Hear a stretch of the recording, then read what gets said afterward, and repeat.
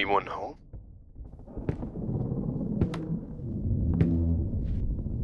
Is anyone there? Hello?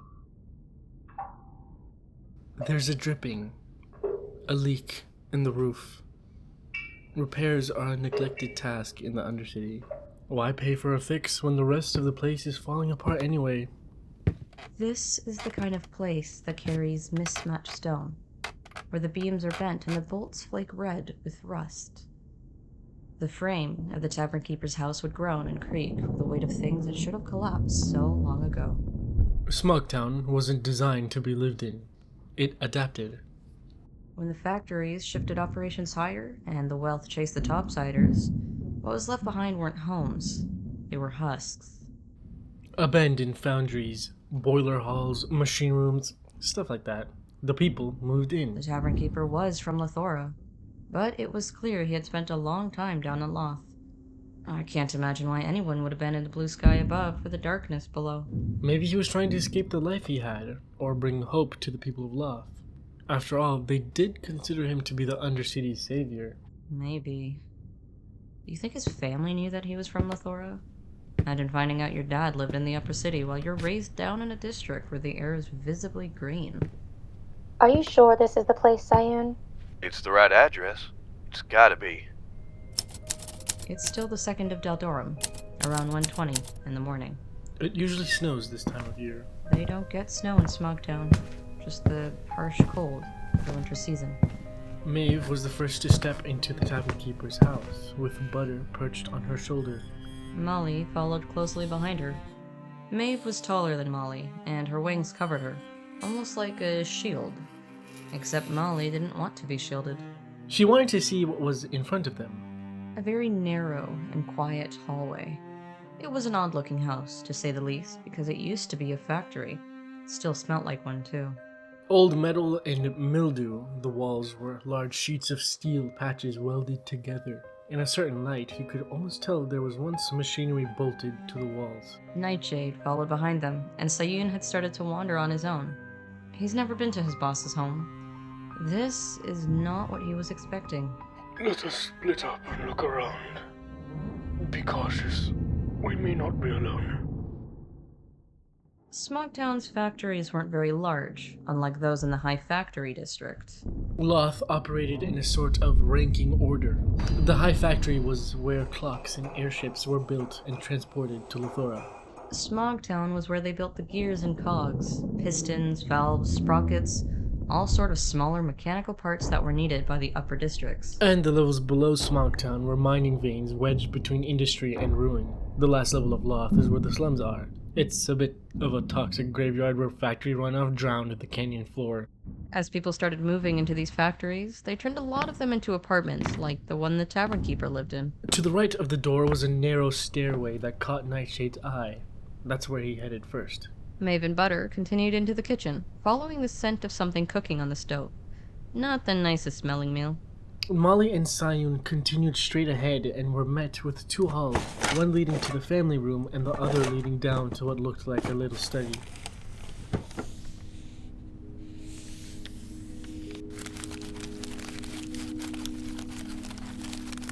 Sayun sifted through the papers near a cluttered desk. Chalkboard lists, stock tallies, scribbled notes. And a really awful portrait drawn by a kid with zero color coordination. The place was lived in. There were some broken toys on the floor, unopened letters, pills from Sclera Health, and a couple flyers too. I can't believe he's gone. Spent his whole life trying to bring peace to the Undercity, and he's just gone. I don't know how to tell his wife. What'll happen to his kids? Losing people isn't so uncommon when you've made a name for yourself, Sayun. Everything you do becomes a risk. Everyone you meet is a potential enemy, even more so in a place like this. What are we even looking for? There's no one here. He's got 2 kids, a son and a daughter. They gotta be here. I think the living room is down the hall. I hate to point out the obvious, but the house is too quiet. Then maybe they left. We'll keep looking around until we find any indication of where they went. Who leaves their house without locking the front door? Just keep looking, please.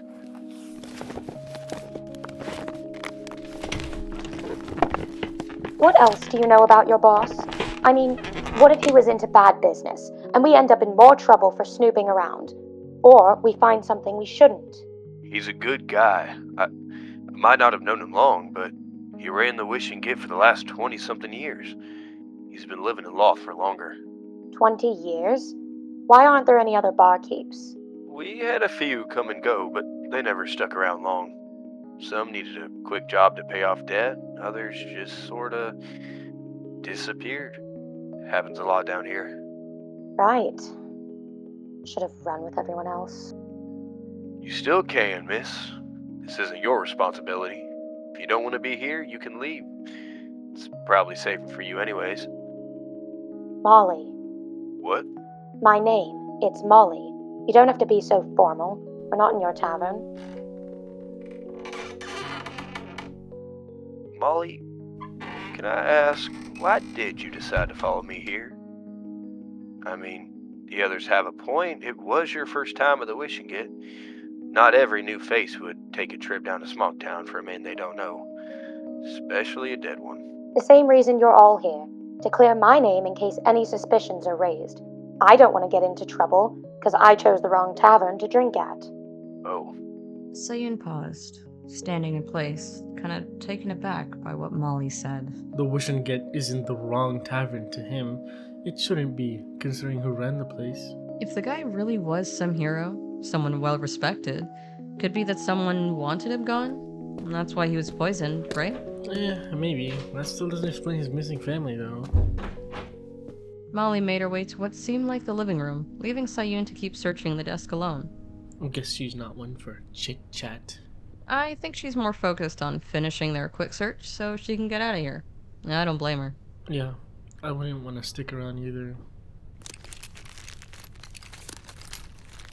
Dos Velen. 1 pill every 6 hours. So that's how he stopped his shakes.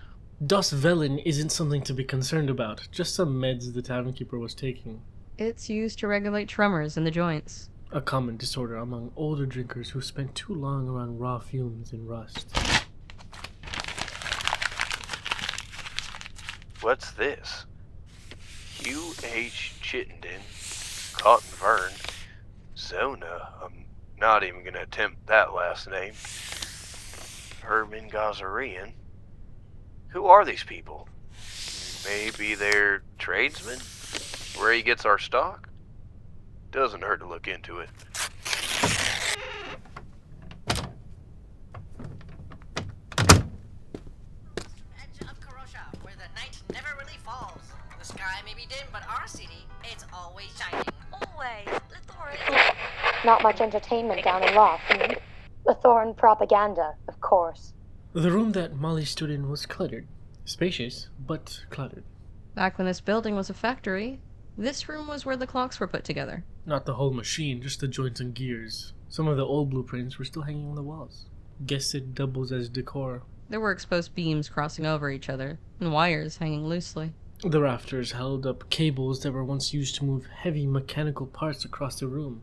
Now it carried dim lanterns instead. The room was a bit of a mess, but there were no signs of any struggles. No muddy footprints, no furniture tossed around, or junk scattered across the floor.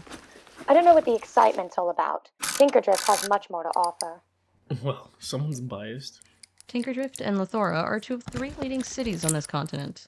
They lead with their advancements in tech and innovations. Very diverse places. They're also allies, for trades and wars and stuff like that. Don't you just love politics?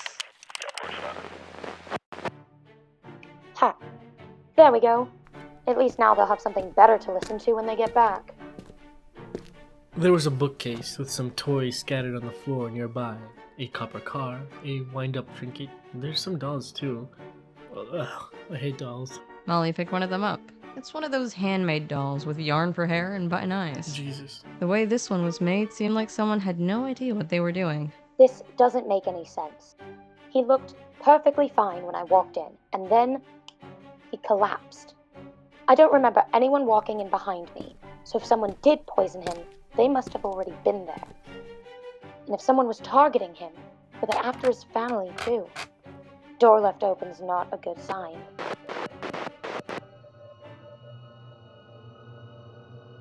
Maybe they left in a hurry, running away.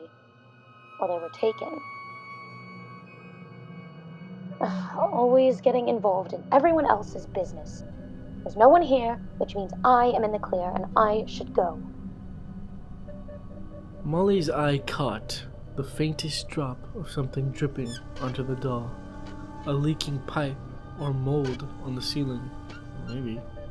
No, it wasn't mold. It was very slowly pooling into the rug under the toys. She didn't realize she was stepping in it. She clutched the doll a little tighter. A droplet fell to her boot, too. She looked up and, well, it was a little hard to make out where it came from.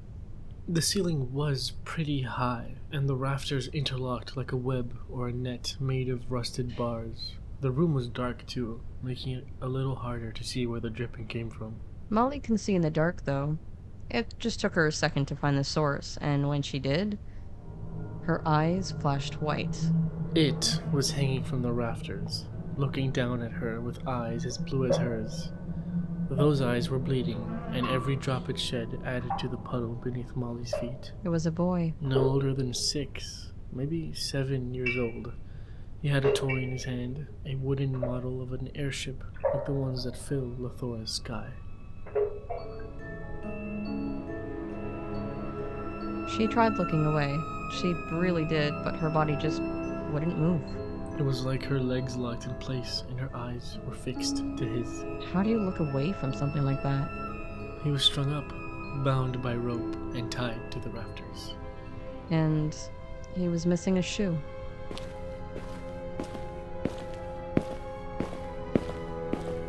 Stay close, yes? I don't want your prints all over the place, just in case. Maeve was in what looked like a kitchen, lined with creaking cabinetry and growing mold. She searched for a light.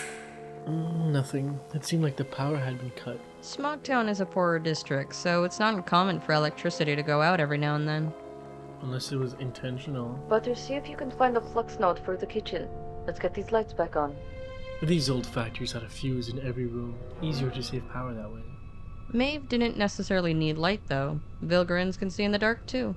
True, but it would make her search a little easier. There wasn't much to note about the kitchen. It was smaller than the other rooms. The counters carried copper dust slabs, the cheapest kind of stone in the Undercity. The cabinets were topped with clutter, old plates and trays and baskets of non-perishables. There were large stovetops and vents hanging overhead full of grease and rust, like they had been overused way past their prime. The big stoves were common, especially since local chefs were often hired to cook for the factory workers. Big stoves, big pots, big portions. One of them is on. There's something boiling. Overflowing. Burnt now. Ugh, I hope this is not what Undercity people eat.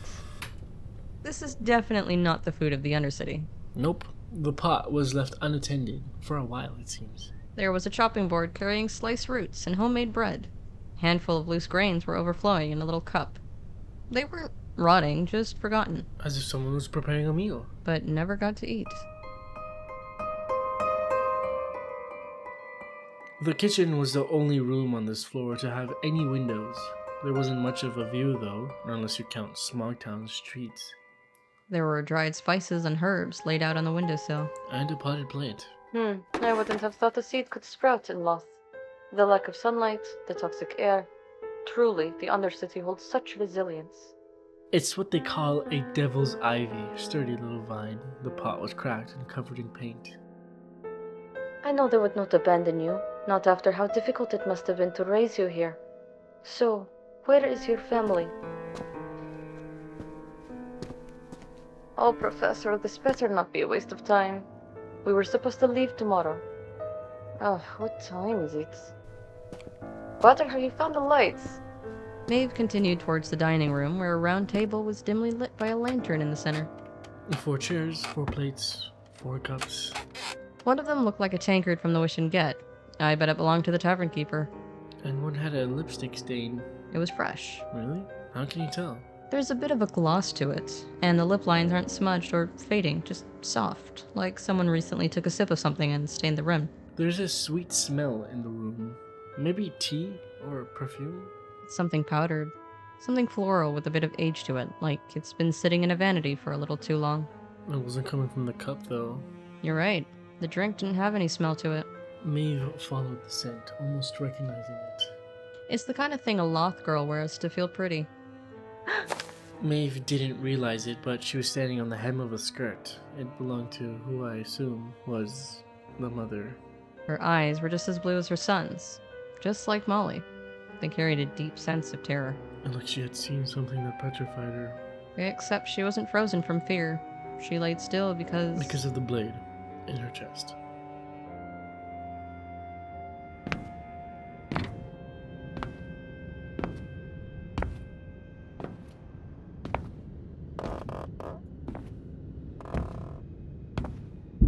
Nightshade wasn't so fond of the way the stairs creaked. It was like the house was announcing his presence to the silent space around him. They were metal grates instead of slabs of wood, which makes it hard to think of this place as a home. At least they tried very hard to make it so. Hello? Is anyone there? The room looked like it was an old office back when this was still a factory. The exposed bricks, the large windows. It was kinda nice, all things considered. There was a big bed and a small dresser with a newer looking doll and a toy gun. He picked it up. There was a note. Enjoy your water gun. Sorry it's a little leaky. I dropped it when I was bringing it over. Happy holidays. Winthrop Claus. Oh yeah, it's almost the holidays. I guess they were preparing gifts for the little ones. There was a framed photo next to the toys. Nightshade recognized the tavern keeper. He looked stern, kinda serious. But his wife wore this wide smile and had her son in her arms. And there's a daughter, a little older than the boy. She was standing next to the tavern keeper.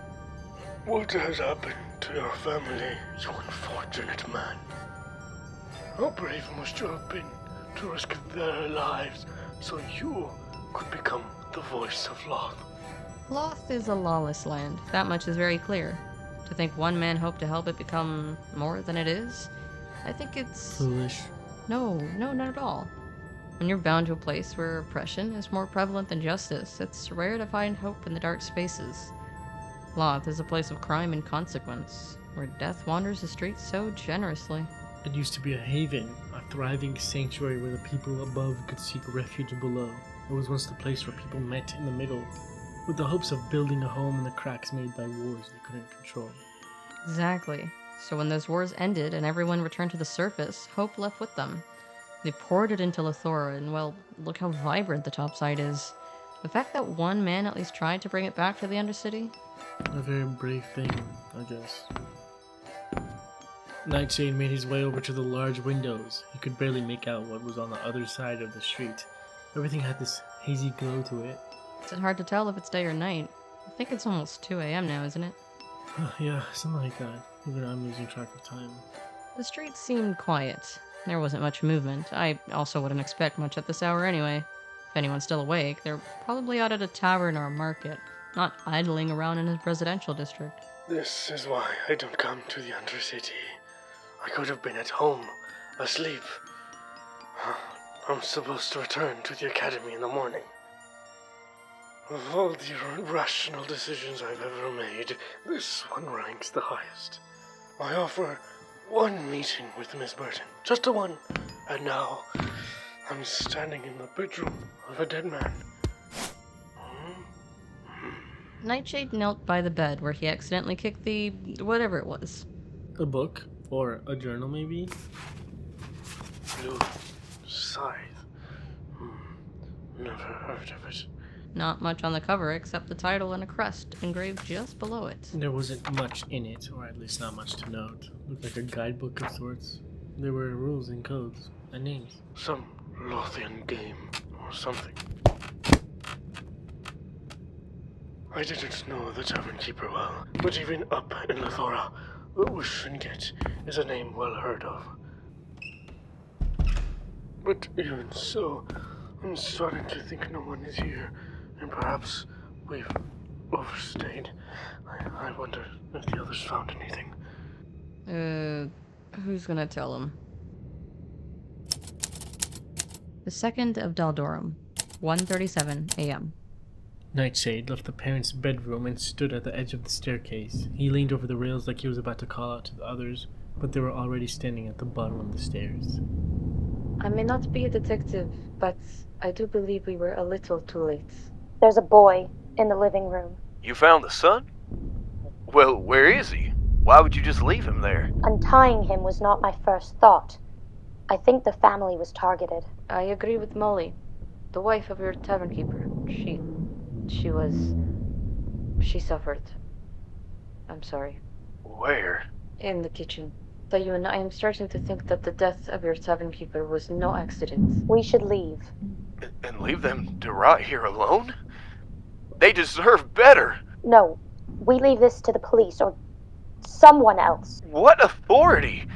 Do you even know where we are? Wait. Again, I agree with Molly. This was never our business. Him, his wife, and his son, they are not our problem. They're my problem, though.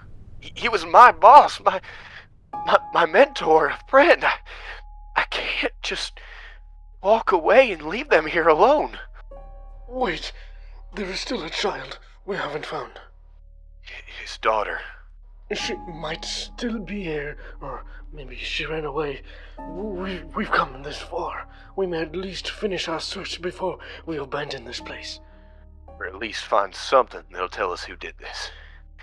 They deserve to be punished. Sayun, you're getting yourself into dangerous territory. Do you know that? If your tavern keeper and his entire family were targeted by someone... I know. I just... Let's just start with finding the daughter, yes? Then we worry about what we do next. Have you all? Huh? Is someone there? Sayun, do you know the name of the girl? Amelia, I think. There's a framed photo at the tavern of a drawing with the name signed at the bottom. I'm pretty sure it's from his daughter. Amelia! Amelia, are you there? We are friends of your father's. Uh-oh. Looks like we got ourselves a new one. Just stay very still. Little girl, you move, Big Lizard Man, and I'll cut her tongue right out.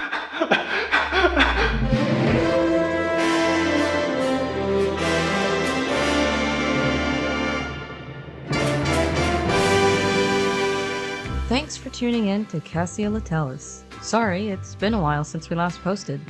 If you're tuning in for the first time, be sure to catch episodes 1, 2, and 3 on all platforms. New episodes drop on the 4th Tuesday of every month. We'll see you in Lothora.